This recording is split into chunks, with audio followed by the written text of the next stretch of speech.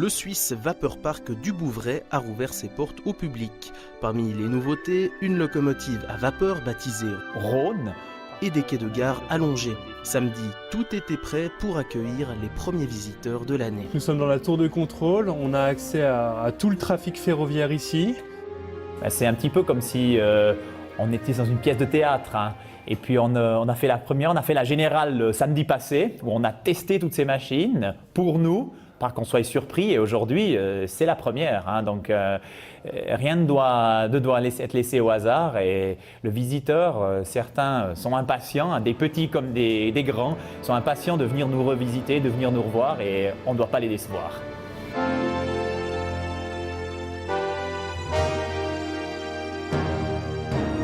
En 2016, le parc avait attiré plus de 120 000 personnes entre mars et novembre, soit 10% de plus que l'année précédente.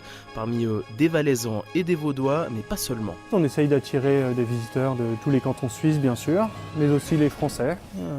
Les Français qui viennent de façon individuelle, la Haute-Savoie est toute proche, mais aussi des gens qui viennent visiter la Suisse et qui intègrent de plus en plus dans une visite du lac Léman, le Suisse Vapeur Park, parce qu'on est une sorte de mini-Suisse très appréciée, très typique pour les visiteurs de l'étranger.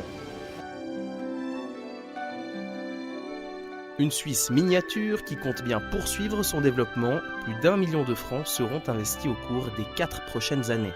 Ici, on a 4000 m² supplémentaires de terrain qui seront comme une extension d'une petite maquette de train dans un grenier, mais chez nous, une maquette dans un environnement réel, environ avec 600 mètres de voies supplémentaires. Également derrière nous, on le voit, il y aura un emplacement avec une construction d'un nouveau dépôt, musée, pour faire découvrir les machines d'encore plus près et puis les secrets et les beautés de la vapeur. Alors la bouteille de rouge, en fait, c'est un produit qui évite, tu m'arrêtes Bubu si je dis faux, mais c'est un produit qui permet en fait d'éviter la corrosion. Vu que c'est une machine qui est à 100% en acier, elles ont une légère tendance à rouiller.